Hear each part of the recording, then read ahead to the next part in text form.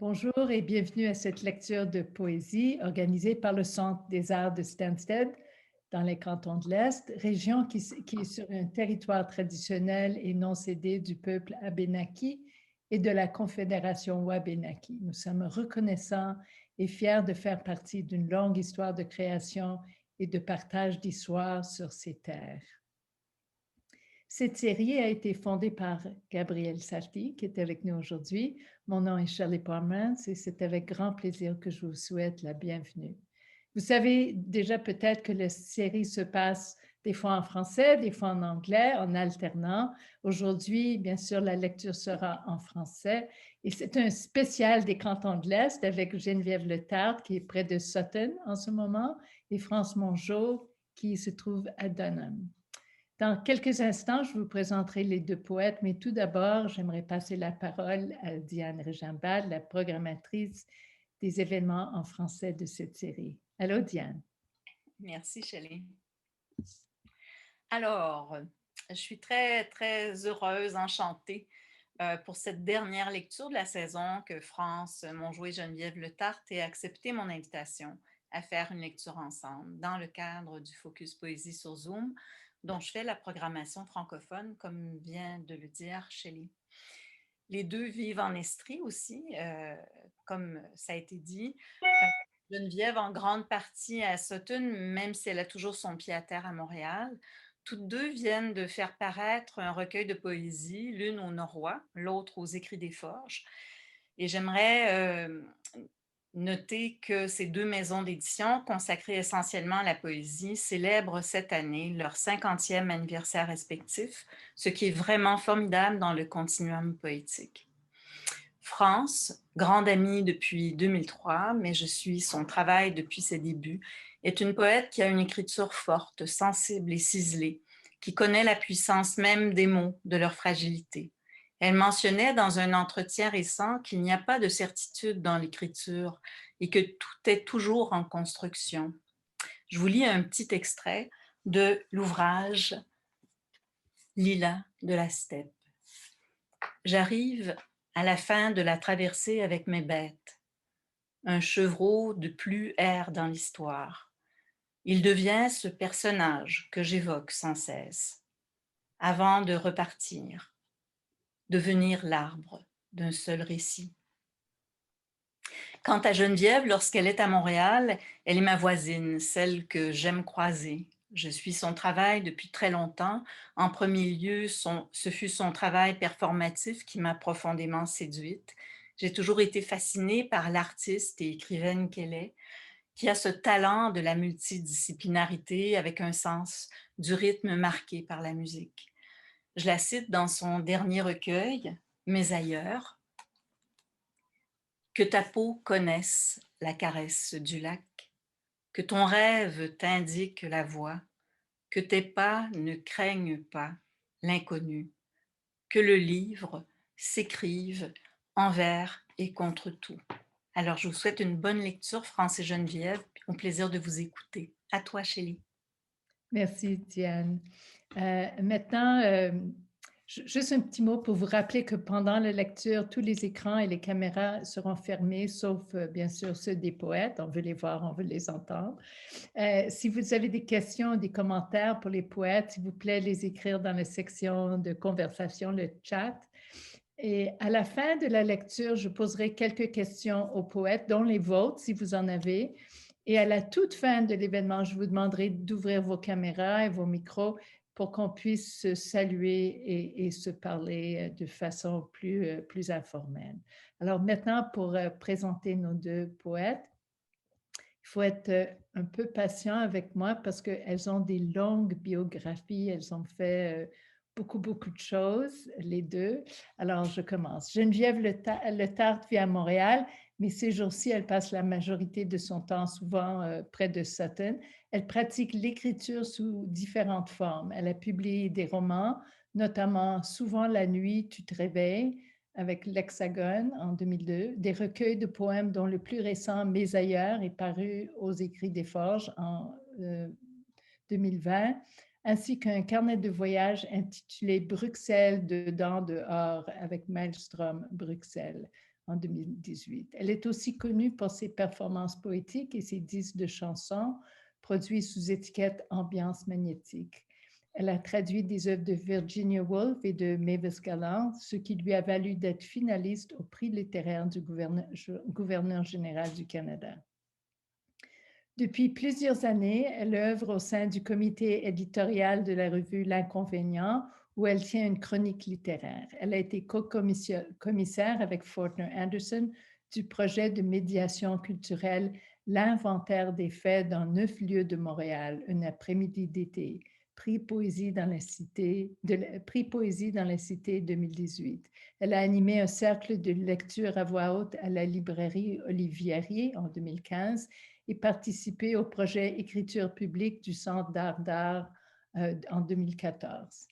Elle a été accueillie comme écrivaine en résidence au Centre Passaporta à Bruxelles en 2017, au Centre Banff en Alberta en 2006 et 1992 et à Idaho aux États-Unis en 1991 et au Studio du Québec à Paris en 1988. Elle a participé à de nombreux événements culturels au Québec et au Canada, en France, au Mexique, à Cuba et en Arménie. Et maintenant, France Mongeau, elle est née à Trois-Rivières en 1961 et a publié une dizaine de livres de poésie, dont le plus récent, l'ouvrage Lilas de la steppe, qui est paru en mars 2020 aux éditions du Norrois.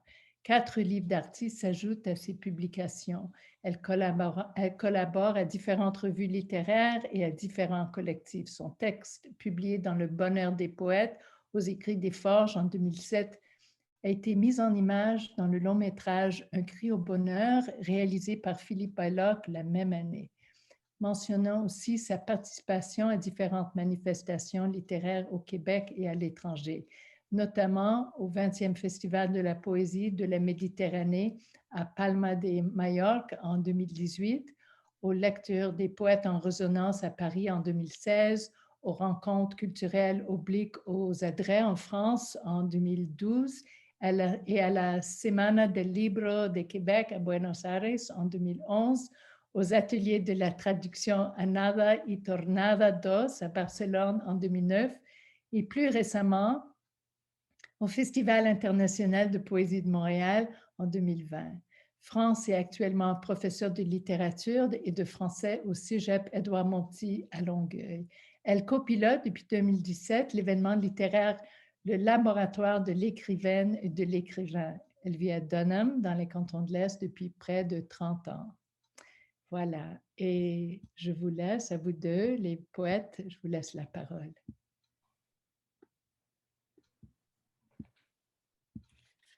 Alors, merci beaucoup, Shelley. Merci, Diane. Et bonjour, France. Je suis heureuse de te revoir. On s'est rencontrés brièvement à Dunham pour discuter de notre lecture.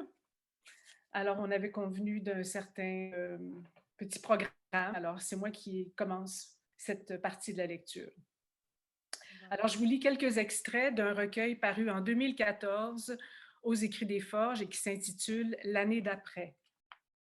Ce sont de courts textes dont je ne lirai pas les titres. Couché sur le plancher, je t'attends, mes orteils allongés comme des doigts. Une roche est tombée près d'ici. On ne voit pas le sang couler, mais on l'entend.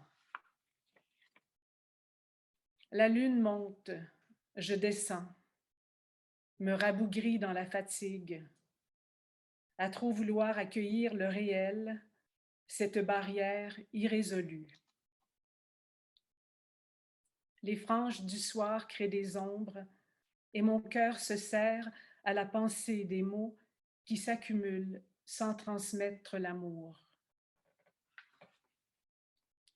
La rue est sombre et grise, bordée de murs incultes. Ici n'est pas Paris ni Rio, pas de palmiers ni de pont Mirabeau. Des plantes silencieuses me tiennent compagnie, le sort du monde entre leurs mains. Dans la cérémonie de l'hiver, conflit des égos surchauffés. Un masque me tient lieu de vie. Je fuis par toutes les brèches, toutes les failles entre les mailles, toutes les mailles autour des failles.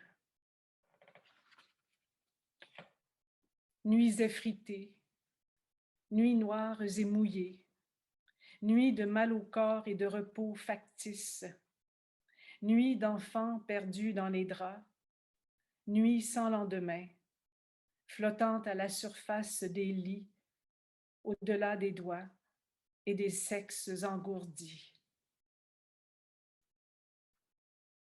Plus d'endroits secrets où mettre les pensées. À quoi bon fouiller les recoins de mon âme en quête de solide? Passent les illuminations sans que je prenne soin de les noter. Debout sur le balcon, j'entends les trains qui traversent la nuit invisible. Je suis un point dans l'univers, un grain de sable qui se demande comment redevenir le désert. Les fourmis jouent de la guitare parmi les plantes du salon. Quel chemin prendre pour te retrouver? Un jour, les voitures auront dévoré la rue et moi, j'aurai perdu toutes mes griffes. C'est un long périple que de grandir. Cela fait mal parfois. Entre chaud et froid, on se penche pour accueillir le chaos. Incendie au pied des cathédrales, cris lâchés dans la nuit. Nous espérons l'eau qui lavera tout ça. Donne ton poing à l'amour, donne ta voix, donne-toi à la ribambelle de fous qui parcourent les rues. La patience qu'il faut pour l'écriture. Quand il n'y en a plus, on déploie son énergie dans la piscine à ne poursuivre aucune énigme. 3 larmes, 3 étoiles dans la nuit. Les mots sont vains quand retentit la peine. Jour après jour de maladresse, près de la bête abandonnée. Les instants poussés à vélo, les images pêchées dans l'écran, les cafés trouvés dans l'automne, apprivoiser la vie nouvelle.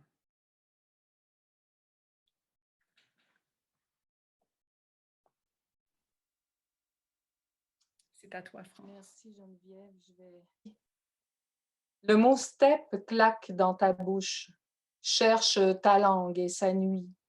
C'est tendre, étranger. Ainsi tu veilles aux échappées de la douleur. Tu entrelaces les fils de l'horizon, multiples tresses au creux des mains. Tu écris le mot steppe à la mine de plomb pour atteindre à sa lenteur. Tu inventes des personnages aux consonances signées par la complexité du voyage. Déchiffrer le langage des pétroglyphes, code de ma survie. C'est bon ça? Un rythme Excellent. végétal. Merci. Un rythme végétal secoue faiblement le paysage et ses eaux avant d'atteindre la gloire du jour. Des bêtes t'accompagnent, brisant déjà les lointains. Le cœur fragilisé par la raison, tu couds et tu avances avec prudence dans l'évocation de cet équilibre. Tu es charrié par la steppe de Tchekhov, entouré de la quiétude d'une nuit de laine, sombre animal endormi sous tes pieds. C'est une traversée interminable, entière fiction. Le ciel roule son immensité, à la fois terreur et tendresse. Il pacifie tes rêves. La gravité de la trame se mesure par le rappel du quotidien et des petites joies du monde, gestes ordinaires, emplis de sollicitude et gestes savants. Marcher jusqu'à ta mort. Lever un hommage à la démesure de ce pèlerinage et aux heures lilas dans le lointain. Tu entreprends ce voyage sans la connaissance exacte du parcours, sans esquisse ni verbe, mais un arbre solitaire dès les premières lignes, un peuplier à la fine silhouette, son encyclopédie. Un ordre complexe se déploie dans l'ambition de la plaine. Ta peur contre mon cœur de fille muette, la survie se conçoit dans le partage des alphabets. Apprendre les signes. Tu es étonné de voir se côtoyer une terre hostile et des verbes d'amour. Les sentiers s'entrecroisent et allument des lieux bienveillants, un feu, un thé brûlant. Un faucon pèlerin ouvre le paysage, tu le suis du regard. L'arbre encore, dans une langue voisine, peuplier qui fait la vie. Tu écoutes la conversation entre les herbages, ciguës, carex, langage sauvage des fleurs recommencé par la pierre. Ces pensées levées vers le ciel nous isolent du monde et tu deviens le petit garçon du récit de Tchekhov qui voyage apeuré et heureux à la fois. Bientôt tu sommeilles à l'ombre des rochers dans les anfractuosités de la pierre des ventres repus d'animaux. Broderie grossière, copiée avec application. Tu ne crois plus au destin. Croire aux heures promises par le travail du jour.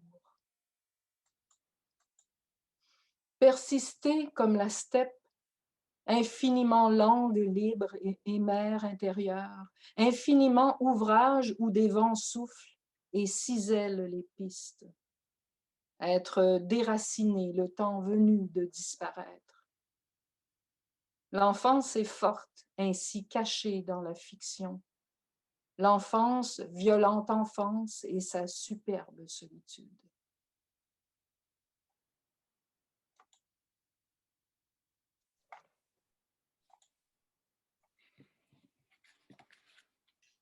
Alors, j'adore ta cadence. Je continue donc avec des extraits du même recueil l'année d'après. Un point dans le ciel qui m'écorche l'œil, un nœud dans le ventre qui m'occupe en bas. C'est rien, juste un détail.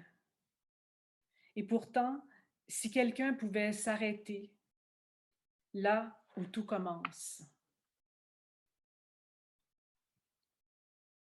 Le soleil s'étire dans la véranda, et moi, au cœur du monde silencieux, je ne suis rien sans toi qui chuchotais comme une mouche sous un abat-jour. Combien de temps encore à travailler l'oubli en regardant pousser les fleurs? Dans la continuité des mois, le gouffre des saisons, je marche en quête d'un visage au bout de la rue. Pas de Dieu, pas de miracle. On cherche seul sa démesure dans les actes rognés du quotidien.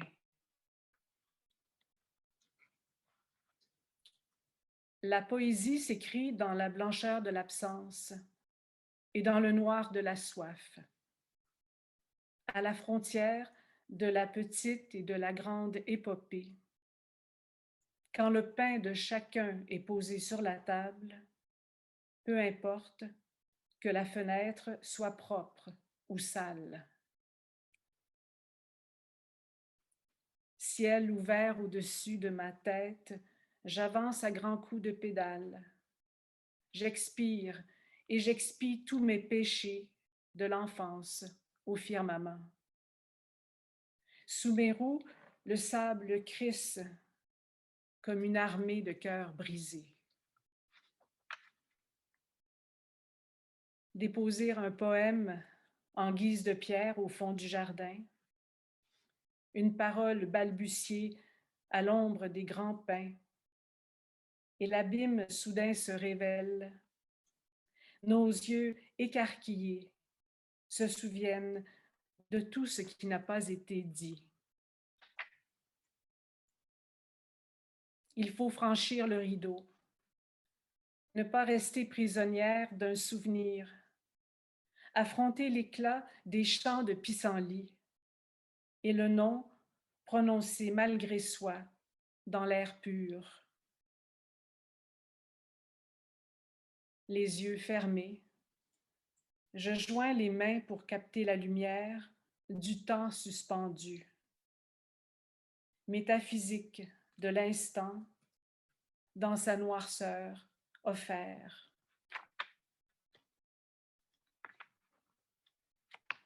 Dans la clarté de midi, je veux entendre vos voix dire le vrai. Chantez ma mère, chantez mes tantes dans la force dressée de votre âge. Que dorment les fantômes à la beauté blessée et que vivent leurs chants remontés jusqu'à nous.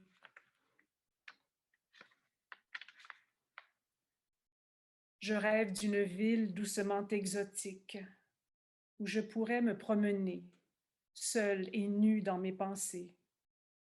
Une ville à la beauté tranquille où m'accueillerait au fil des parcs et des jardins la splendeur effritée du passé. Nous sommes des furies quand notre parole se heurte à un mur d'incompréhension. Vraie ou fausse la joie, le bonheur est hypocrite et les mots s'enroulent dans le cœur des démons. Les éclairs qui fusent de ta tête rejoignent les astres du réel. La pensée du philosophe s'arrête à temps pour voir partir son cheval.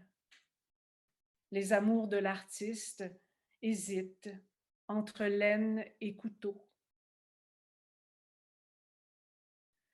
Toute la journée attelée à son roman, comme une couturière à sa machine. L'assise fait mal au dos et la vaisselle croupit au fond du lavabo. Trier les photos d'un voyage à New York au lieu de sauter dans un train. Pleurer en arrosant les fougères au lieu de mettre le feu à la maison. Sur la route enneigée, petit cortège des 3 sœurs, promenant l'enfant et le chien aboyeur.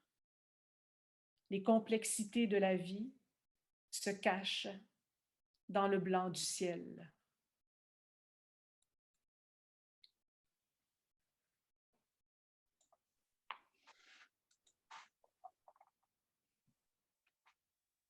Depuis la nuit, tu étreins un cœur semblable au verbe de poids léger.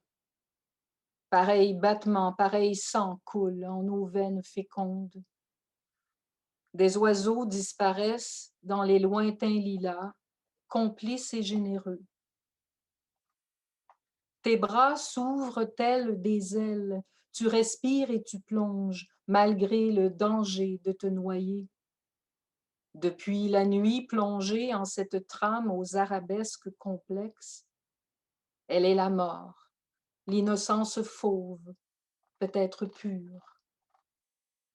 Debout près de l'arbre indemne, tu comptes les songes immémoriaux de la plaine féconde.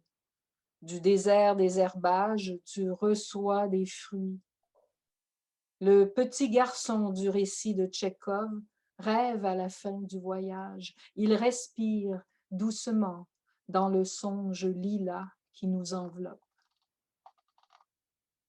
Malgré la violence du monde, le corps se gonfle d'orgueil, l'esprit aspire à ce langage du calcaire et des herbes hautes. Tu aimes le bavardage entre les arbustes et les rochers, entre les feuilles et les ruisseaux. Chaque matin, tu recommences. Tu entres sans voix dans la ronde du jardin et dans sa cruauté, ouverte à la nuit. Tu tournoies, oiseau, sans émotion ni surprise. Tu tournoies, armé d'une lance, soupesant ta déroute et ta fièvre. Et tu t'inclines au-dessus des tresses de laine. Tu regardes. La mort s'infiltre par l'horizon, pareil à l'enfance venue nous noyer. Rien n'échappe à l'intelligence de la steppe. Son ordre est clair, sa voix. Chacune de tes pensées sonde notre solitude. Tu voudrais être parvenu à tes fins, hors de la traversée de cette trame, hors du champ des possibles.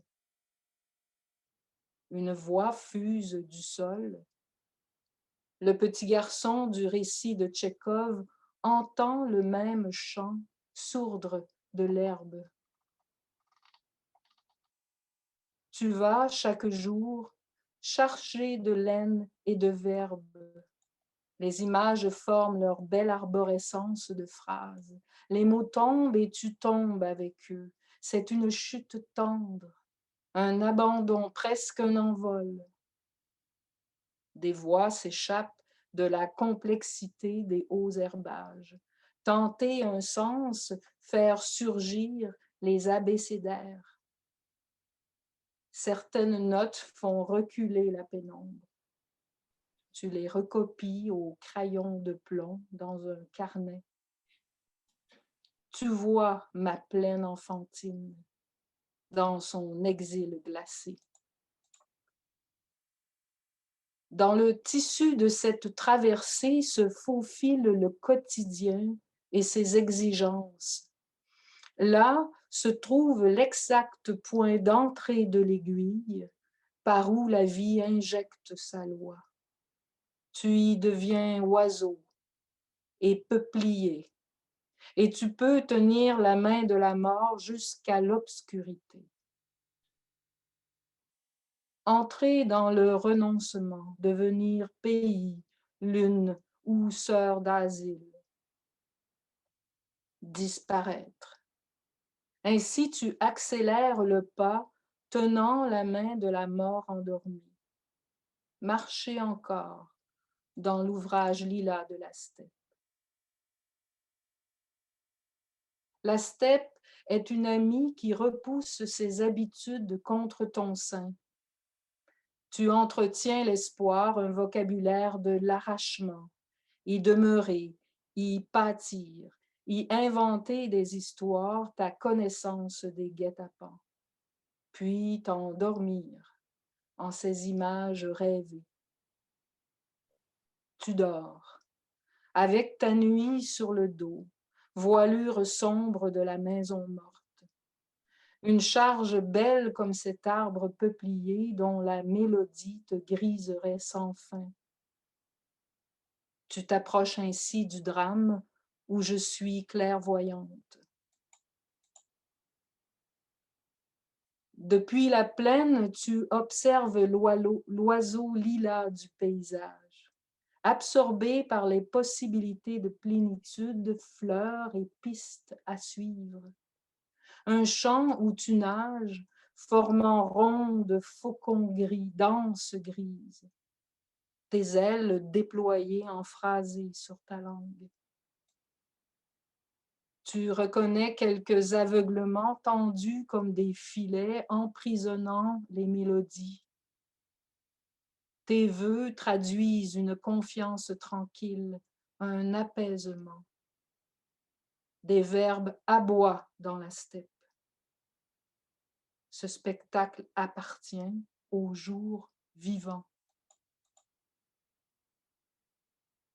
Sous ton manteau de laine se cache le petit garçon du récit de Tchekhov. Tu tiens sa main. Depuis la nuit, tu étreins la steppe. Elle n'est pas ce faucon aveugle sur ton poing. Elle est la joie sauvage de ma pensée. Tu retiens d'elle une mélodie au poids léger tout contre ton oreille. La steppe lilas de ma blanche survie.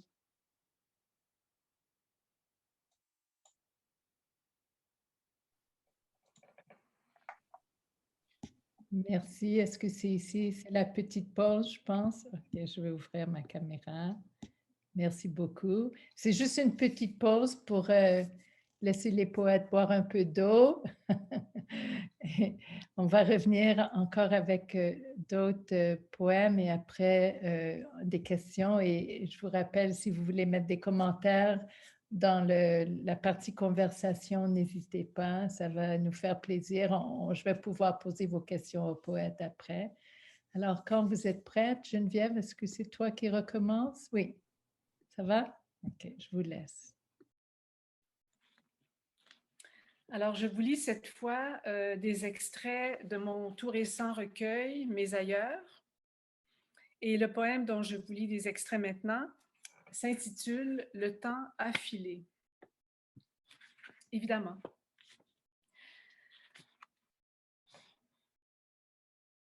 Le temps a filé dans les eaux troubles du pays, et nous voilà désarçonnés dans la tempête, avec le cliquetis des sous qui dégringolent, la détonation d'un avion en plein vol. On ne sait plus dans quelle histoire s'aventurer. La distance vicieuse pose ses jalons, éloigne le poids de tes mains. Nous nous sommes tant aimés, dans ces soirées accrochées aux fenêtres, nos ombres allumées pour la cérémonie. Aujourd'hui, j'ai le cœur qui palpite contre l'hiver et ses traverses d'amitié désertées. J'ai mal à ma mémoire et ça sent le bitume autour de mon lit. Ardents compagnons, nous voilà loin des loges enfumées où l'on s'agenouillait avant le décollage. Mains frottées sur les guitares, nous avons rejoint le prisonnier et la fille aux doigts engourdis. Superbes ignorés, dans nos voies écarlates et nos rues dorées, nous étions les caleurs de la chanson du loup. Aujourd'hui, le cœur sur l'oreiller, j'ai mal à ceux qui se sont écartés. Je cherche l'élan de ma voix dans une avalanche d'extrasystoles, marchant pieds nus sur un tapis d'assiettes cassées. Je m'exerce à voir dans le noir. Le temps a filé dans le chenal du pays non advenu. Forêts brûlées, rivières asséchées. Le ciel nous a parlé de nos vouloirs insatiables. Et nous voilà, en rade, sentinelles ébahies au milieu de nulle part, nos prières déposées sur le sol comme des armes inutiles. Comment entendre ce qui se murmure? Comment dire ce qui se désire dans les bois du printemps? Migrants d'une cartographie hors la loi, noyés d'une transhumance forcée. Nous voilà, oubliés le long des frontières, avec des chants en lambeaux sur nos joues. Car le cours de la vie s'est mué en course à relais, et le magma des heures vouées au progrès m'étourdit. Dans le jour incendié, j'aspire à une eau fraîche, à l'étalement des doigts sur une surface lisse. Au milieu d'un champ picoté, j'en appelle au labeur essentiel.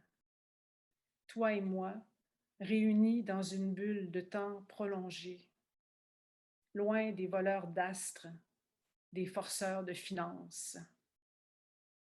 Parmi mes frères et sœurs, mes amis de toutes origines et de tout acabit, je prie pour que nos langues continuent de s'entremêler, nos histoires de s'intertextualiser.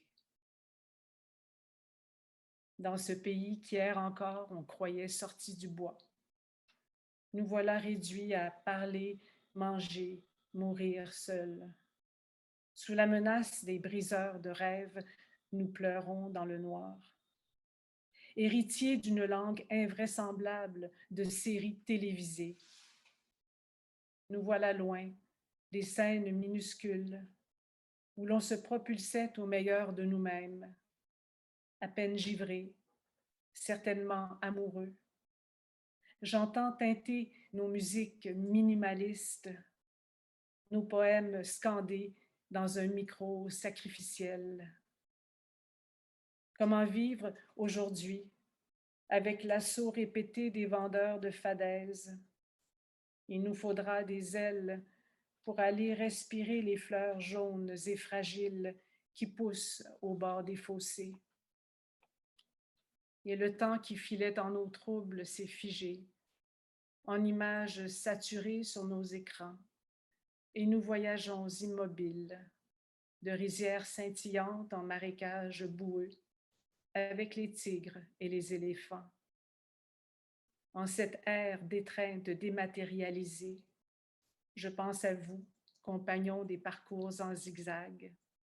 Penché à ma lucarne bleutée, je récolte des psaumes pour le pays fatigué, et pourtant si beau en son or intime. Et c'est à vous que j'adresse ma plainte et mon étonnement. N'oublions pas la clarté de nos chants intérieurs. C'est à eux que nous devons fidélité et toute loyauté. En ces temps de sommeil troublé, je m'ouvre à la nuit.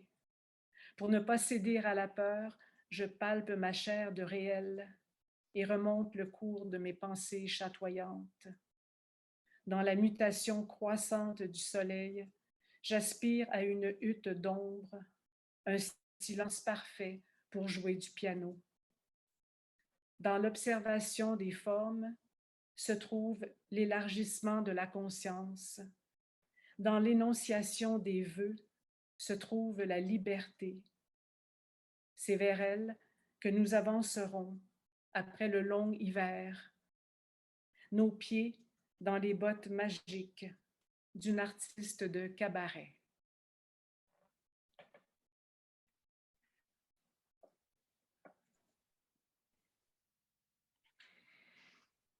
Je vous lirai des extraits des Heures réversibles, un recueil qui est paru avant l'ouvrage Lila de la Steppe, bien sûr, en 2015.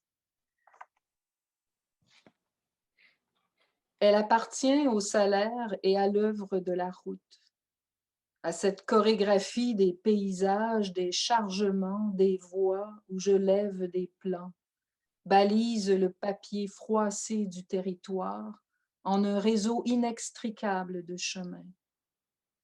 Le regard abîmé dans quelques bordées de verbes et d'astres fous, hors le brouillard, au-dessus du feutre de la nuit. Les jours chahutent et remanient le temps des charges. Elle compte les battements, les arbres, la liberté des oiseaux. Et ces équations rappellent les matières explosives dans la remorque, les pannes imprévisibles dans les veines du cou, la folie 1000 fois superbe. Des images cliquettent dans l'habitacle, des détails ajoutent des fissures au précipice en bordure du récit.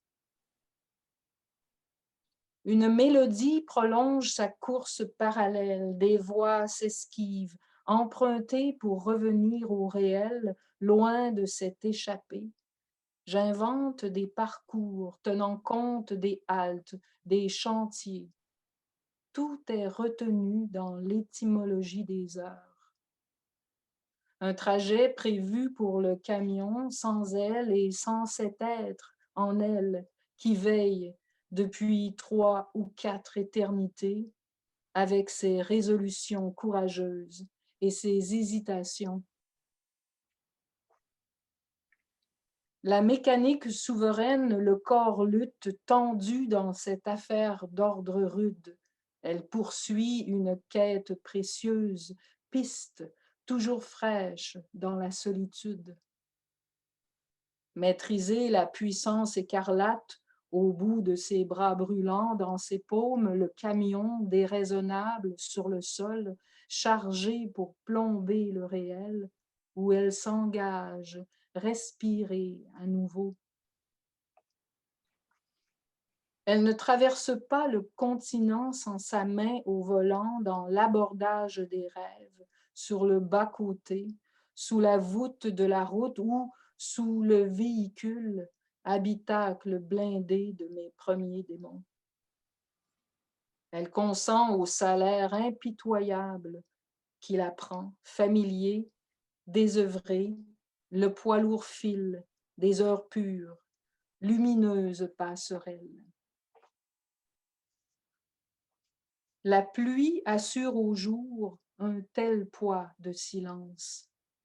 Des monstres m'accompagnent, règlent la charge des nuits. Les grésillements de la radio cumulent leurs éternités. Les échos du présent ondoient dans la boucle des heures. Des pièces usées se brisent et l'attente s'allonge pour devenir ruisseau. Elle reste assise, la tête entre les mains, l'âme immobile. S'arrêter, se dégourdir les jambes, cesser de réfléchir ou recommencer. Le sable des phrases glisse entre mes doigts. Une bouteille vide, un jeu de dés oublié sur le sol, et je contemple. Le hasard prolonge le camion dans ses reins. La solitude collectionne les offrandes agitées du visible. Ces instants appartiennent à la mécanique impitoyable des puits, suinte le pétrole, le cuivre ou l'or des interrogations. De longues haltes gravent son front où l'esprit échafaude ses architectures rebelles. Des compagnons routiers impatients dans les corridors enfumés et les bureaux crasseux, des commis misérables retardent des chargements, oublient des hommes avec leur fatigue et leur espoir piégé sur des pistes de sable. La patience l'emporte contre celle des quais où j'invente des jardins purs, d'autres occupations. La violence m'attache à cette attente, me nourrit, et ce n'est pas mon cœur qui éclate, jamais le mien, ni ma parole, ni ma dépouille, lestée de ses rêves. Le corps chancelle, les contraintes, les tensions impossibles à tenir. Elle se dédouble, devient triple et plusieurs. Dans les dépôts glacés, un ordre contenu de rudesse, d'armes braquées, mes yeux tournés vers d'antiques rôles. Dans les hangars humides, elle fait les 100 pas, et les 100 bruits lourds des chaînes et les sifflets criards fabriquent d'autres chants humains ou d'autres oraisons données à sa révolte. La grande route est l'œuvre du quotidien et du courage fabriqué hors du temps quand des mélodies décuplent les souvenirs, quand l'esprit souffle sa mécanique d'amertume et de joie pâle. Je sais reconnaître ma part de vœux, régler mes chargements, boucler n'importe quel voyage. J'accepte la mesure du silence qui tremble en moi et qui devient l'ouvrage de la voix. Croire en cette volonté des parcours, des arbres mouvants se multiplient et bondissent dans leur désordre familier, harnachés au poids lourd. Le mirage de la terre tourne à rebours, gracile sous mes pas.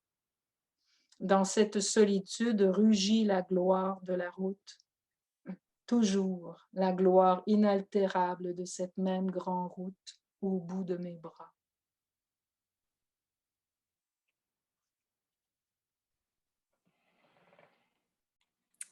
Alors, dans un autre registre, je vous lirai des extraits d'un poème donc, du même recueil Mes ailleurs. Le poème s'intitule « L'été canicule ».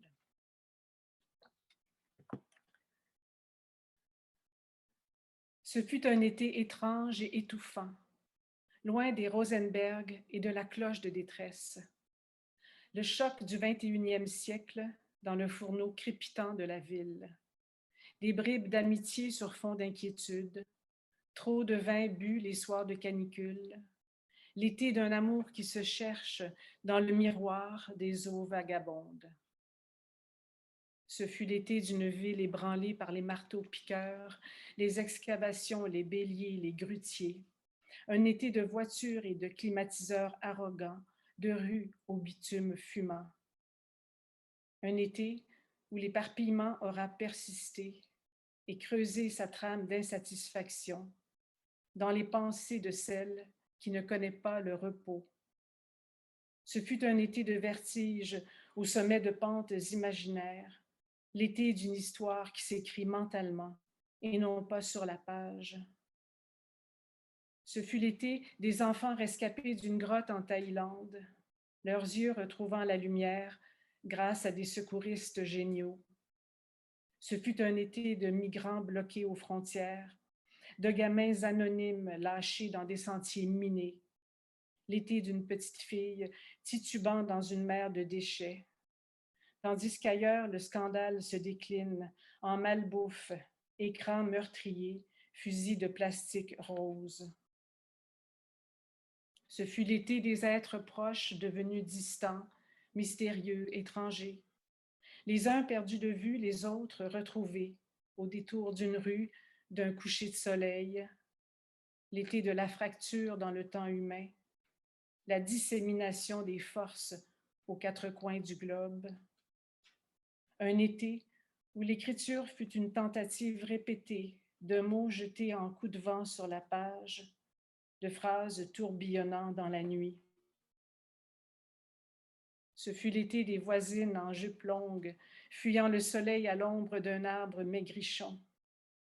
L'été où les cinémas et les bibliothèques ont remplacé les sous-bois, les berges des rivières. Un été où l'indécision s'est érigée en chef-d'œuvre de non-planification. L'été d'un secret auquel personne ne s'est intéressé. Une femme seule avec ses pensées, comme un canif enfoui dans la main.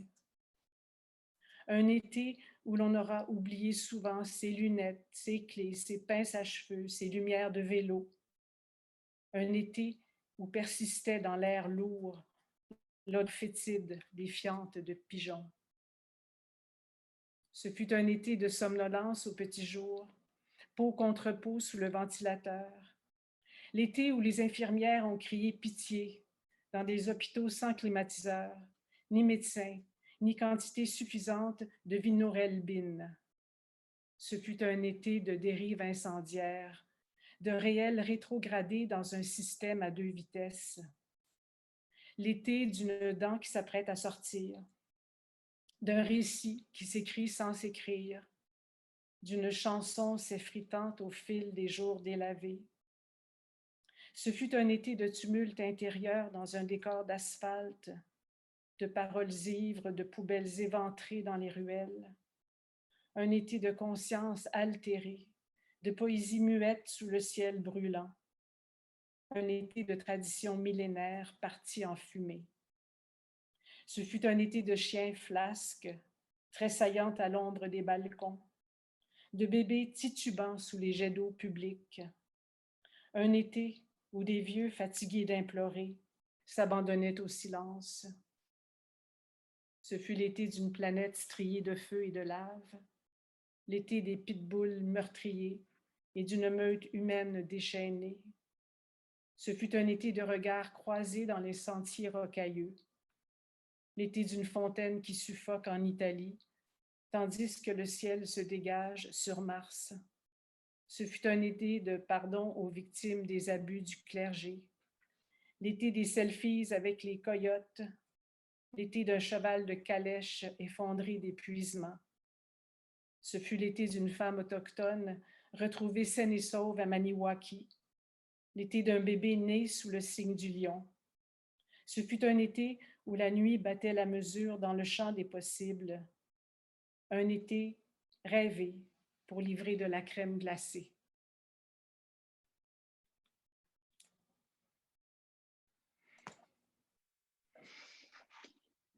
Je voulais vous lire encore un extrait des Heures réversibles, mais finalement, j'ai changé d'idée. Je vais vous lire un texte qui est paru il y a quand même plusieurs années, en 2003, et que j'avais écrit à l'époque pour Liz Davidson et John Ballantyne, qui sont deux artistes de Sutton. Et Liz a notamment illustré l'ouvrage Lila de la Steppe, mon plus récent recueil. Donc, ce sont ses œuvres. Et elle est décédée il n'y a pas longtemps, donc je vais vous lire ce texte-là. Les oies de Riopelle. L'oiseau n'a pas rejoint ses frères assemblés sur les terres voisines.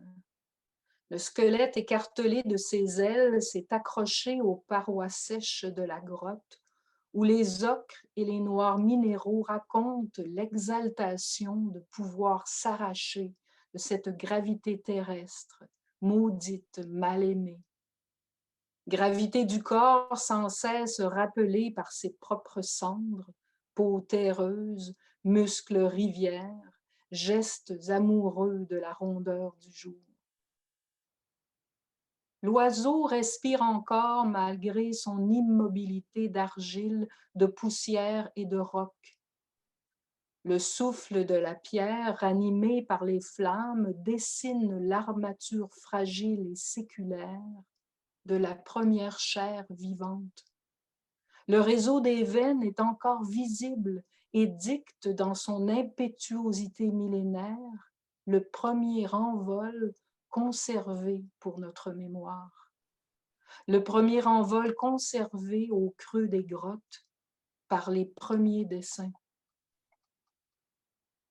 Ici, l'empreinte n'est plus de poudre d'os, mais d'acrylique, et les traces des mains en aplat sur les parois fraîches de l'atelier marquent l'éternelle déroute fiévreuse du corps.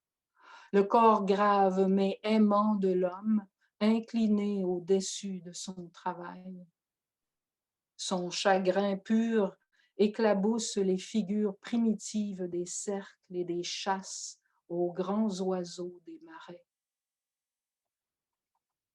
La sensualité des paumes épouse la liberté du vivant dans un assemblage fou de couleurs, de ferrailles et de filets.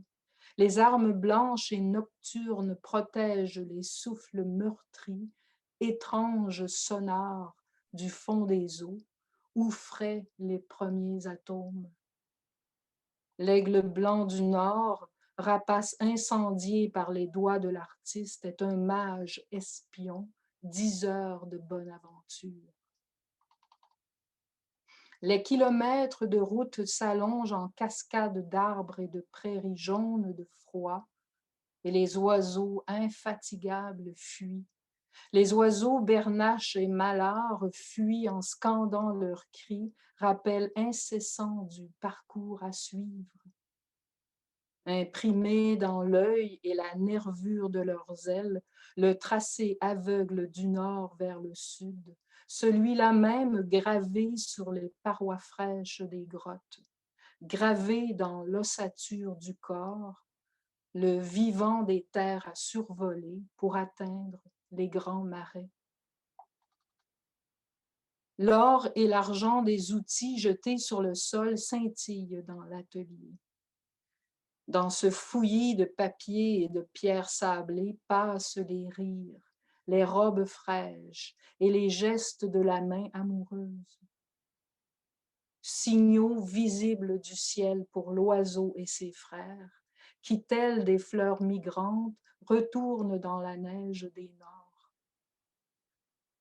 La poudre blanche crachée sur la main pour en tracer le contour marque passage, repos, le travail arraché du sol quelques secondes. Le travail, oublieux de sa propre gravité, levé contre la détresse du monde, s'imaginant volcan. Voilà, merci. Merci beaucoup à vous deux. C'était magnifique. Je pense que si vous n'avez pas regardé dans la partie conversation, il y a des commentaires sur votre façon de lire à toutes les deux. Ça vaut la peine de regarder. Moi, j'ai quelques questions et si les membres du public veulent ajouter leurs questions, allez-y. Je voulais vous demander de parler un peu de l'importance du son et du rythme dans vos poèmes. Et je me demandais si quand vous écrivez, vous lisez à haute voix. Geneviève, je pense que France est disparue pour une minute, peut-être. Ah, elle n'est pas loin. Mais si tu veux aller en premier, Geneviève? Ben oui, pour répondre à ta question, oui, je lis toujours mes textes à haute voix.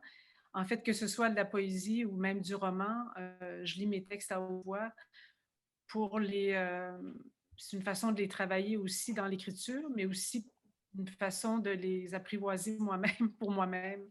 Donc, c'est sûr que le travail avec la rythmique et puis l'écoute du poème à travers sa propre voix, pour moi, ça fait partie intégrante là, de l'écriture. Et France, pour toi? Oui, oui, effectivement, il y a beaucoup de travail à voix haute qui se fait pour le rythme, pour la longueur des vers éventuellement.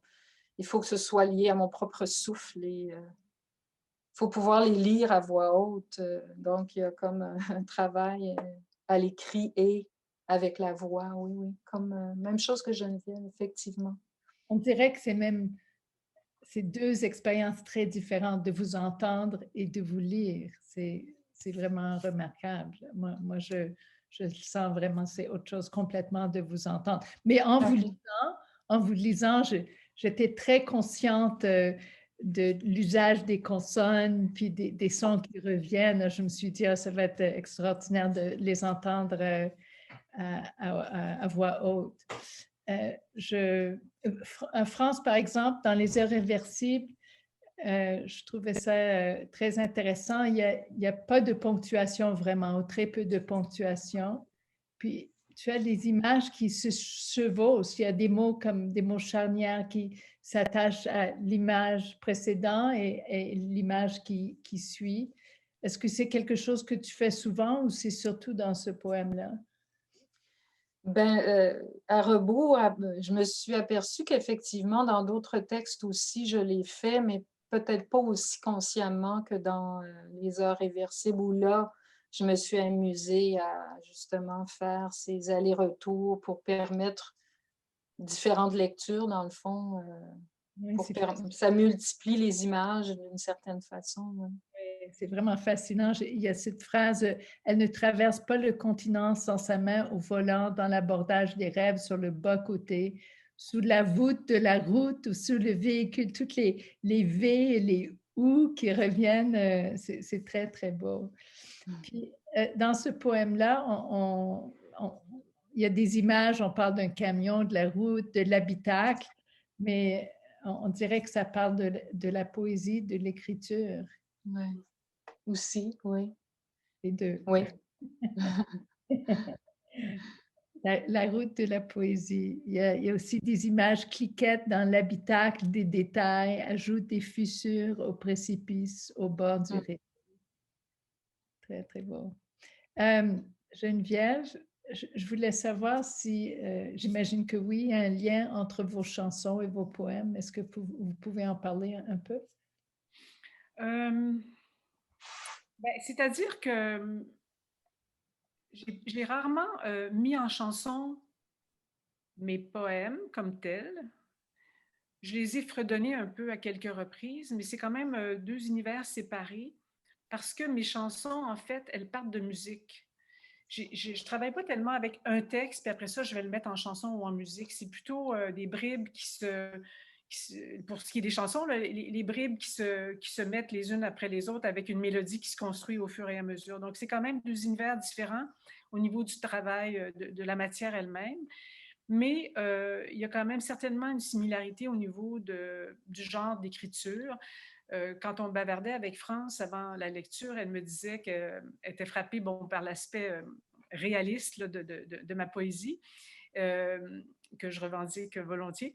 Mais je veux dire, je pense qu'il y a la même chose un peu dans mes chansons, c'est-à-dire qu'il y a quelque chose, il y a toujours un moment où il y a quelque chose de l'ordre de l'objet, du concret. On est dans le concret, puis à un moment donné, oups, ça s'en va un peu plus poétique, on va dire, au sens là, de détacher là, du réel, mais on y revient très, très, très rapidement. Donc, dans ce sens-là, il y a peut-être un lien entre mes chansons et mes poèmes. Et puis, comme dans une façon un peu de mordre aussi dans les mots, là, dans les sonorités, comme dans une pomme, là, il y a quelque chose quand même d'assez... pas cru, crunchy, là, un peu, là, que j'essaie, que je pense que naturellement je fais autant dans l'écriture des chansons que de la poésie. Mais par exemple, dans Le temps à filer, ça a l'air d'une chanson, hein? C'est Oui, c'est vrai. deux lignes à la fois. Mais Puis, ça, c'est vrai, oui. il y a une question ici de Diane. Je ne sais pas si vous avez déjà répondu à ça. Comment la lecture fait-elle bouger vos textes? Mais je pense que tu as répondu un peu à ça, Geneviève, quand tu as dit que tu penses beaucoup à la lecture en écrivant, mais France, peut-être tu veux ajouter Ouais. quelque chose. Mais là, je ne sais pas si Diane parlait de la lecture en public ou de la lecture tout court à voix haute, là. Mais c'est sûr que pour moi, lire à voix haute fait partie du travail d'écriture Ouais, c'est à un ça. certain point. Et puis, je dirais même, je ne sais pas toi, France, mais bon, la marche, le mouvement de marcher, danser fait partie aussi de l'écriture de la poésie, souvent dans mon cas en tout cas. Donc, il y a parler, chanter, marcher, avancer dans l'espace, avec la voix qui parle en même temps. Pour moi, ça fait partie de... C'est comme un tout, en fait. Ce n'est pas c'est pas un travail figé, assis, immobile dans le temps et dans l'espace. Effectivement, oui. Puis c'est très organique hein, quand on met la voix, le corps au service du travail intellectuel de l'écriture. Ça vient ajuster peut-être à notre propre souffle. Mais en public aussi, Diane précise si la lecture en public vient... oui, moi, ça fait bouger mes textes. Je m'en aperçois. Mes livres sont annotés. Je change des mots. Oui, oui, c'est vrai. Il y a des trucs qui bougent, oui. On dirait que c'est pas... Oui. Ouais. Excuse-moi, non, je voulais juste dire que si on avait une réédition, peut-être qu'après avoir lu souvent nos textes en public, il y aurait des changements dans le... Oui. Oui, c'est ça. Encore dans les heures réversibles, France, tu parles de respirer, tu dis sur le sol chargé pour plomber le réel où elle s'engage respirer à nouveau. Alors la respiration est très présente. Très organique. Oui, oui. Je me demandais en vous lisant avant l'événement, c'est quoi le moteur qui anime votre écriture? Qu'est-ce qui vous met à écrire? Est-ce que ça peut être la colère, la nostalgie, le regret, le passage du temps, ou est-ce que c'est tout cela? C'est pas une chose en particulier? C'est nécessairement tout ça. Oui. Je pense que la motivation, enfin le moteur ou l'élan pour écrire, c'est toutes les émotions, les pensées, les sentiments qu'on peut avoir comme personne humaine. Personne humaine, oui, évidemment. Mais ce que je veux dire, c'est que moi, c'est une phrase. C'est une phrase qui arrive à un moment donné, puis c'est à partir de là que quelque chose va se construire. Donc, puis évidemment, là-dedans, ben là, les phrases sont pleines de tout ce qu'on connaît, là, ce qu'on sait. Mais souvent, c'est une phrase qui me traverse l'esprit, là, puis je la note, puis à partir de là, il y a quelque chose qui se met en branle. Ça déboule à partir de... Oui, ça déboule, oui. France, toi? Oui, oui, bien sûr, c'est bâti, ça se construit à partir de ce qu'on vit, ce qu'on traverse, ce qu'on ressent, ce qu'on recherche, mais c'est des mots qui déclenchent le texte à venir, je pense. Puis après, ben, c'est le travail d'entrer dans ces mots-là, d'en écarter deux pour en mettre trois, quatre autres qui finissent par bourgeonner. Je ne sais pas trop comment le dire autrement, là, mais ce sont les mots qui, entre eux, viennent s'entrechoquer et créer des images du sens. Je ne sais pas s'il y a d'autres, je regarde juste pour vérifier s'il y a d'autres questions, mais il y a des commentaires. Il y a quelqu'un qui dit « Vos voix se font écho et viennent nous chavirer et cajoler à la fois. » C'était vraiment magnifique, vos lectures. Là, il y a des commentaires, ça vaut la peine de les regarder. Et Moi, j'aimerais dire une petite chose. En tout cas, je trouve ça vraiment le fun de faire une lecture à deux comme ça. Parce que, bon, on fait parfois des lectures en solo ou bien on fait des lectures dans des groupes, ça, ce qui est vraiment formidable aussi, on s'entend.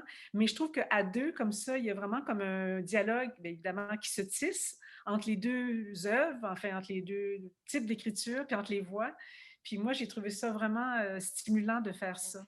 Oui. Alors, merci beaucoup pour cette initiative. Ah, mais Oui, ça, c'est Gabrielle et Diane qui ont eu l'idée et Diane qui vous ont choisi pour que vous lisiez ensemble. Puis il y a plusieurs personnes qui disent de vous entendre. Il y a Louise Dupré qui dit quel bonheur de vous entendre, chère France et Geneviève. Grand merci. Vous nous avez fait passer un très beau moment. Mais il y a plusieurs personnes qui disent, qui font ce genre de commentaires. Alors, moi aussi, je vous remercie. C'était très, très agréable. Merci à vous pour l'invitation. C'est un bonheur et une belle rencontre. On espère continuer la série Oui. l'automne prochaine, alors inviter d'autres poètes. Alors, juste un petit rappel pour tout le monde.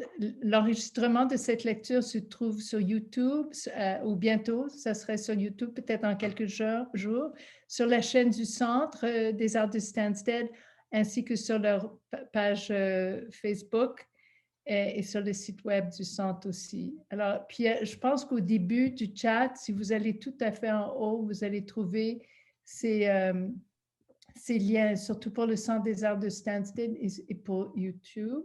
Et sur YouTube et peut-être sur les autres sites aussi, il y a toute la série. En tout cas, sur YouTube, tous les poètes qui ont lu cette année, toutes les lectures se trouvent là. Alors, c'est très agréable de visiter et de réentendre. Comme j'ai dit, c'est le dernier événement de la saison. On espère revoir tout le monde ici l'automne prochain sur Zoom. Et on a déjà commencé à planifier la prochaine saison qu'on voudrait inviter, d'autres poètes francophones et anglophones. J'aimerais aussi remercier l'équipe, Diane Régimbal, qui est programmatrice des événements en français de la série Focus Poésie sur Zoom, Luce Couture, qui est directrice de la programmation au Centre des Arts de Stansted, Sharda Gupta, qui est coordonnatrice de la série, Gabriel Safdie, qui est fondateur de la série et programmateur des événements en anglais. Je vous remercie, vous, tous les spectateurs et les auditeurs, d'avoir été des nôtres aujourd'hui. Et je vais inviter Gabriel maintenant à dire le dernier mot.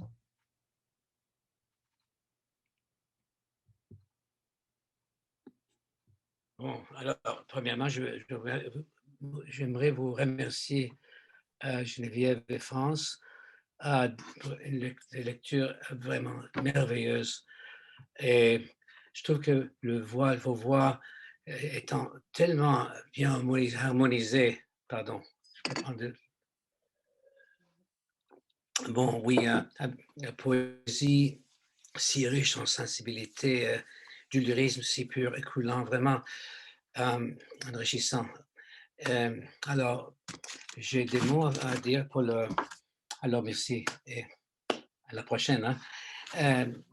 De la part de Centre des Arts de Stansted, Je vous remercie à tous pour avoir assisté à ce dernier élément de la saison de notre série de poésie au Centre des Arts de Stansted.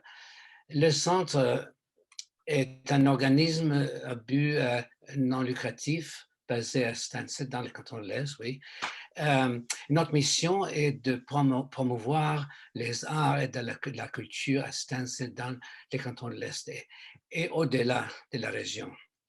L'idée d'offrir une série de poésie m'est arrivée en réaction à l'arrêt de nos spectacles en salle à cause de la pandémie. Nous remercions sincèrement les poètes qui ont eu l'amabilité de participer gracieusement à l'enrichissement du centre et des centres des arts, et sans qu'il n'aurait pas été possible de réaliser cette série. Nous sommes heureux de voir que maintenant cette série s'établit avec succès et a gagné en popularité. Alors nous sommes prêts à la reprendre une fois que notre programmation en salle aura recommencé. Alors pendant cet été, j'espère, oui, espérons, si possible. Vous pouvez désormais consulter notre site Internet pour prendre des nouvelles des centres afin de connaître nos prochains événements. Entre-temps, nous sommes en processus de travail en vue d'assurer un soutien financier public et privé pour la reconstruction du Théâtre Sans Frontières, aussi connu sous le nom de Border Theatre, historiquement. Je vous invite de nous rejoindre de nouveau le 18 septembre, quand on va continuer avec la prochaine partie de la série. Et puis, we will have Erin Morey and Francis Catalano for a very nice opening, I think, and we will with bilingual events, and we look forward very much to seeing many of you. And we wish you a great summer, a wonderful summer, enjoyment and creativity and everything good. Not to be too overwhelmed by circumstances other than a beautiful summer. So, Shelley, please. Merci beaucoup, Gabriel. One more thing, I want to thank you all. I want to thank the team very much, Shelley, and I want to thank Luz Couture, and I want to thank Sharda, and I want to thank Deanne for, of course, for this event, especially, but for such events. Thank you. Okay. Merci à toi, Gabriel, d'avoir rendu ça possible pour tout le monde. Je voulais juste mentionner qu'on avait de la visite de la République tchèque avec nous aujourd'hui. Oui. Je viens juste de voir qu'il y a Clara qui dit merci pour cette belle lecture. Un énorme plaisir d'avoir pu vivre cette petite nuit de la poésie avec vous. C'est parce qu'il est 23 heures de la nuit en République tchèque et de revoir ici toutes mes amis auxquels je passe un grand bonjour des plus chaleureux, ainsi qu'aux deux auteurs. Bravo et merci. Alors ça, c'est de Clara en République tchèque. Alors avec ça, je vous souhaite tous une belle fin d'après-midi et une bonne soirée. Bonsoir à tous, c'était vraiment magnifique. Merci beaucoup.